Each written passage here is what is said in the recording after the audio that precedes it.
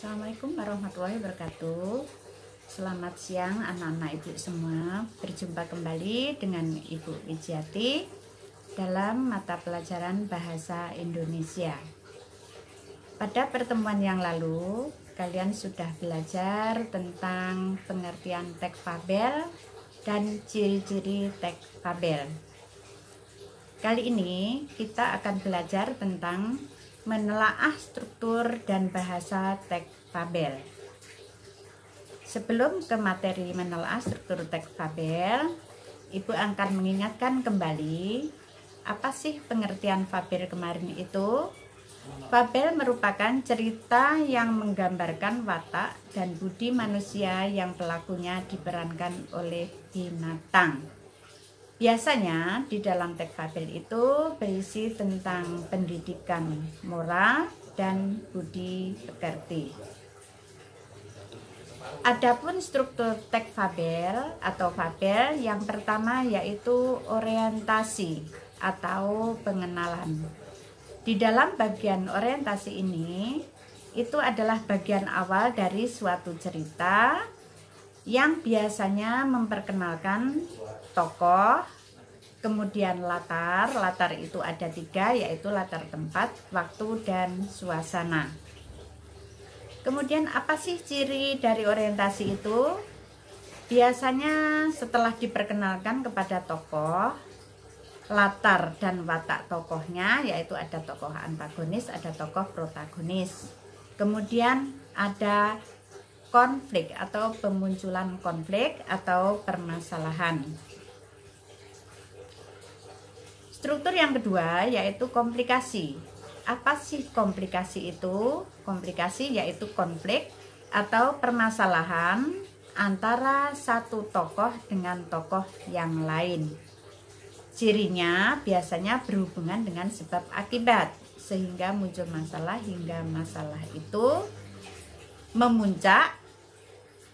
Komplikasi dimulai dari munculnya masalah sehingga masalah mencapai komplikasi atau klimaks atau memuncak. Penyebabnya apa sih? Nah, misalnya perselisihan, kemudian timbul permasalahan sehingga kalau binatang biasanya ya bertengkar dan sebagainya. Struktur yang ketiga yaitu resolusi. Apa sih resolusi itu? Resolusi yaitu bagian yang berisi pemecahan masalah. Biasanya di sini ada tokoh tritagonis, yaitu yang membantu menyelesaikan masalah atau penengahnya. Ya, cirinya adalah menyelesaikan masalah, itu adalah resolusi. Kemudian yang terakhir adalah koda. Koda di sini di dalam cerita fabel boleh ada, boleh tidak. Bagian terakhir fabel yang berisi perubahan yang terjadi pada tokoh dan pelajaran yang dapat dipetik dari cerita tersebut. Ciri isinya yaitu nilai moral yang diungkapkan pengarang secara implisit pada akhir cerita atau pesan pengarang yang disampaikan kepada kita. Berisi moral. Untuk contoh fabel, bagian orientasi, komplikasi, resolusi, dan koda, nanti anak-anak ibu bisa membuka buku paket halaman 209 sampai 211. Di sana ada contoh teks fabel yang berjudul Gajah yang Baik Hati. Contohnya, siang hari itu suasana di hutan sangat terik. Tempat tinggal si kancil, gajah dan lainnya seakan terbakar. Kancil kehausan, dia berjalan-jalan. Nah, ini adalah contoh orientasi. Diperkenalkan pada suatu tempat atau latar, kemudian suasananya bagaimana, ya. Kemudian tokohnya ada kancil, ada gajah dan lainnya. Itu adalah contoh orientasi. Nanti untuk selanjutnya silakan dibaca kembali bukunya, halaman 209 sampai 211. Di sana digambarkan secara lengkap. Kemudian penggunaan kata atau kalimat pada fabel. Yang pertama terletak pada pilihan kata atau diksi atau isi. Ya. Pada fabel mudah diimajinasikan. Pada pertemuan beberapa yang lalu di teks cerita fantasi itu kita sudah belajar tentang imajinasi, yaitu daya khayal. Untuk menunjukkan latar, baik latar suasana, latar waktu maupun latar tempat diperlukan. Yang kedua, penggunaan sinonim dan antonim. Sinonim itu adalah persamaan arti kata, kemudian antonim adalah lawannya. Contohnya, jadi tidak manusia saja yang mempunyai sifat. Enak ya? Di sini misalnya tinggi hati, sinonimnya adalah sombong, angkuh. Nah, itu biasanya tergambar pada binatang-binatang juga selain manusia. Yang ketiga, penggunaan kalimat langsung. Apa sih kalimat langsung itu? Kalimat langsung adalah kalimat yang diucapkan secara langsung kepada orang yang dituju, atau kalimat yang langsung dibicarakan oleh orang tertentu. Contohnya, misalnya anak-anak ibu ngasih tahu ke kalian, anak-anak ibu, besok kita ulangan bahasa Indonesia, kata Bu Wiji, ya. Itu adalah kalimat langsung, kalimat yang langsung dibicarakan oleh pembicaranya. Ciri-cirinya kalimat langsung ditandai dengan pemakaian tanda petik 2 di atasnya. Nah, tadi ya, misalnya ibu tadi bilang, anak-anak ibu besok kita ulangan, itu di depan ada tanda petik 2, di akhir juga ada tanda petik 2, kemudian kata Bu Wiji. Kemudian apa sih kalau kalimat tidak langsung? Kalau kalimat langsung tadi, kalimat yang langsung diucapkan oleh pembicaranya. Kalau kalimat tidak langsung adalah kalimat yang melaporkan atau memberitahukan perkataan orang lain dalam bentuk kalimat berita, atau kalimat yang sudah ditirukan oleh orang lain.